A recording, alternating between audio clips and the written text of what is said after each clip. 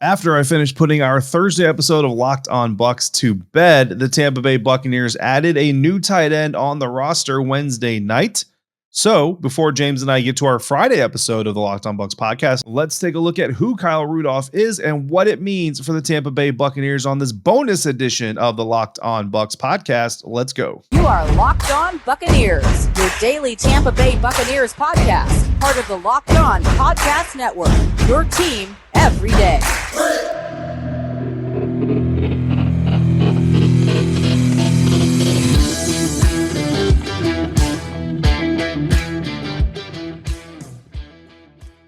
What's up, Bucs Nation, and welcome to this bonus episode of the Locked On Bucs podcast, part of the Locked On Podcast Network, your team every day, your daily podcast covering the Tampa Bay Buccaneers, free and available on all platforms, including YouTube. And we thank you, as always, for making us your first listener, your first view of the day. I am David Harrison, writer for BucsGameDay.com on Sports Illustrated. My co-host James Yarcho, the deputy editor of BucsNation.com, is not here, but we are going to be talking about the signing of Kyle Rudolph by the Tampa Bay Buccaneers.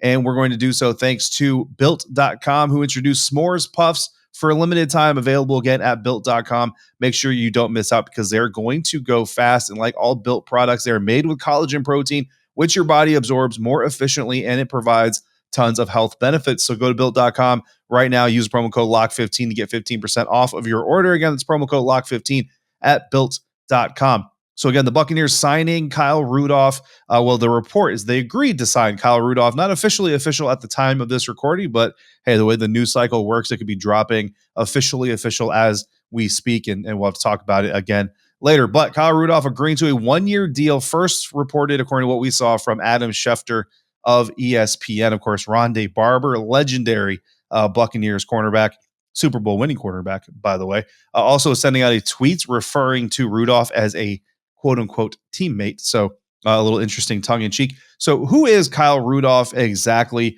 For those of you who don't know, a 12th year pro here in the 2022 NFL season. Kyle turns 33 on November 9th. So another elder statesman to kind of join the roster, another older type of player looking for a little career revitalization with the legendary Tom Brady.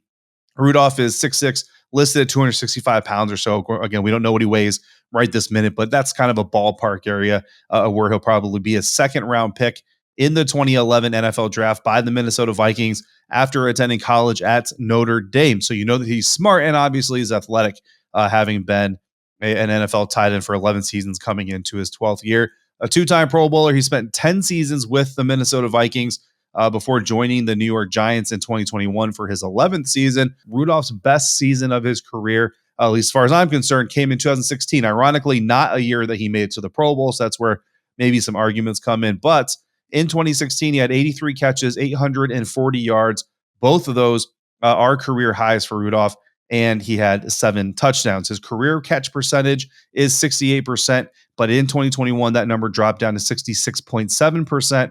While playing with Daniel Jones and the New York Giants. I have a feeling that some of those missed catch opportunities, probably not all on Rudolph. But interestingly enough, doing a little bit of a deep dive into Rudolph's 2021 numbers, among 40 tight ends, or only 40 tight ends in the entire league, which is not a huge number when you consider that a lot of people run 2 tight end sets this era of football.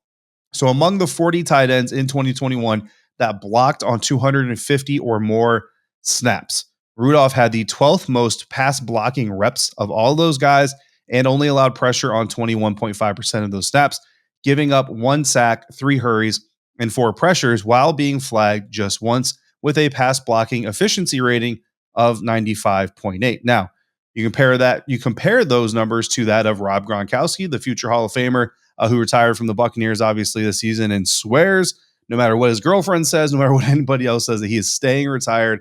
Gronk, by comparison, was one of those 40 tight ends, again, that had 250 or more blocking snaps in 2021, again, cataloged by Pro Football Focus. Gronk did pass blocked on 32 fewer snaps than Rudolph, but Gronk gave up the same amount of sacks, one. Gronk also gave up 1 pressure and had a pass blocking rating of 96.7. So 95.8, 96.7, about a 1 point difference in pass blocking efficiency between Gronk and Rudolph, while Gronk was flagged 4 times. Now, none of the 4 times Gronk was flagged as a blocker were accepted. The one time that Rudolph was flagged as a blocker. Also, not an accepted penalty by the opponent. So neither of them actually cost their team yards, but most likely because it was a situation where the defense didn't need to get those free yards. So that's kind of who Kyle Rudolph is, right, in a nutshell. So you got some blocking in there. Obviously, you have some catching ability. Not as good a blocker as, say, a Rob Gronkowski. Not as good a pass catcher as, obviously, a Gronk or something like that. And yes, the numbers have dipped as he's gotten older. And then again, playing with Daniel Jones, the New York Giants, probably not a huge career extending experience for Kyle there in 2021. But what does this mean now for the Tampa Bay Buccaneers? So we're already seeing this question kind of come up around social media. What does this mean for Rob Gronkowski specifically? Look, I mean, Gronk has said that he's staying retired. He's reaffirmed it. He's reiterated, restated. He's done everything, and then he's redone everything that you can say. Now, I'm honestly, I'm still going to sit in the camp that thinks that he probably is going to come back at some point in time. Again, he could mean it, to the end of the world here in July, but whether he means it in November, December, January is a totally different thing. So I'm still holding out hope. And look, we don't know the exact financials on Kyle Rudolph's deal, but I promise you they're not going to break the bank and prevent the Buccaneers from potentially bringing Gronk back in if he does have a change of heart and decide that he wants to play again. So there's a lot going on just in that whole dynamic again. So does Rudolph prevent Gronk from coming back? No, I don't think by itself it prevents the Buccaneers from bringing him back if Gronk does have a change of heart and decide he wants to come back. Does it mean that they're obviously planning on life without him? Yeah, well, they've been doing that all offseason as well. They went into the NFL draft with that atmosphere, with that mindset, which is why they drafted 2 tight ends in the 2022 NFL draft. Moving into that, let's look at the depth chart. In the depth chart, I think it's when everybody's at their best and when everybody has a full ramp up to playing. I think Cade Otton does eventually become tight end number 1. Good news on Otton is he was just cleared on Thursday to participate in training camp, so that's great news. He's going to get out there and get active with his teammates. Finally, Cam Brate, I think, ends up being your tight end number 2. I know we all love him, tight end number 1 in your heart and all that stuff, but I think eventually Cade Otton does supersede him or jump over him in the depth chart. Kyle Rudolph is number 3, and I think Keith ends up number 4. Cody McElroy, you're on the outside looking in. But I think when you start training camp, I think you're looking at Cam Brate. Then I think you're looking at Cade Otton, and then Kyle Rudolph is 3rd, mainly because of the playbook. I mean, Kyle Rudolph, again, the news just broke that they agreed to a deal on Wednesday. Feasibly, you could think maybe the deal was agreed to like 24 to 48 hours and, leading up to it. No more than a week before a guy like Adam Schefter gets wind of it. You know what I mean? They don't really have a lot of reason to keep it hush-hush. So how long has he had the playbook? That's going to be a huge piece of this because you got to learn the play, you got to learn the schemes, you got to learn the language. Hasn't been able to take any live practice reps, obviously, with Tom Brady yet. Hasn't been able, because, again, part of being a tight end in today's NFL, you're going to be in line as a blocker as well. So you got to learn some of those checks, some of those calls, all those things. Kyle, a very smart, very savvy veteran player, so eventually he will catch up to the tempo of everything in Tampa Bay. But while he's doing that, I think that's why I put him number 3 right now in the Buccaneers depth chart. Cam Brate, number 1, he's got the experience, he's got the synchronicity with Tom Brady, he's got the familiarity, all that stuff. Cade Otton has all the talent in the world, but again, just getting cleared, so he'll get his first reps on the live practice field here coming up next week when training camp gets going. So for right now, Cam Brate, number 1, Cade Otton 2, Kyle Rudolph 3, Keith is number 4. I think once everything gets spinning and all the gears get put into motion, I think Cade Otton ends up number 1, probably Cam Brate number 2. I think Kyle Rudolph does stay number 3, and then Keith stays number 4. But look, I mean, the Buccaneers have been known, right? They are known as a coaching staff, as a team. They don't care about your contract. They don't care about your draft position. They care about who the best guys are on the field. So if Kyle Rudolph can be a quick study and Cade Otton, maybe he struggles a little bit coming back from, rehab and all that stuff.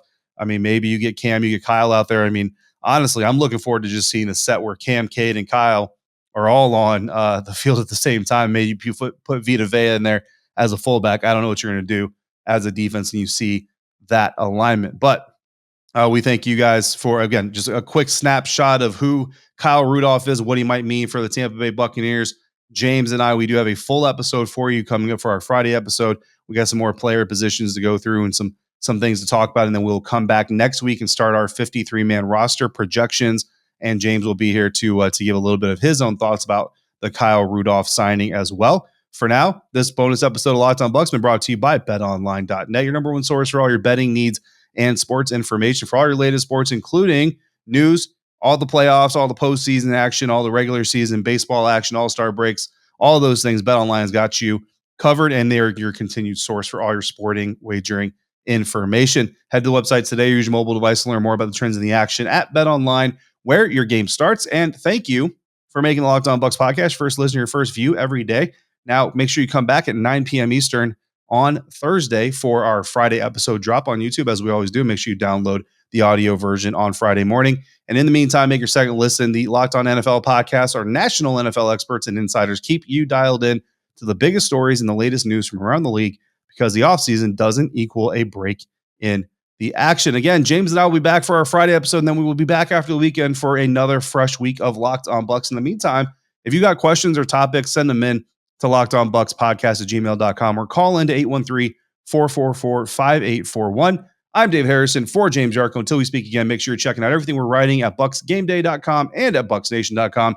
Hit us up on Twitter at dharrison82, at jarcho_bucks, and at Locked On Bucs. If you're out and about, please be safe, be kind to one another, wash your hands, fire the cannons, and thank you for joining me right here at Locked On Bucs.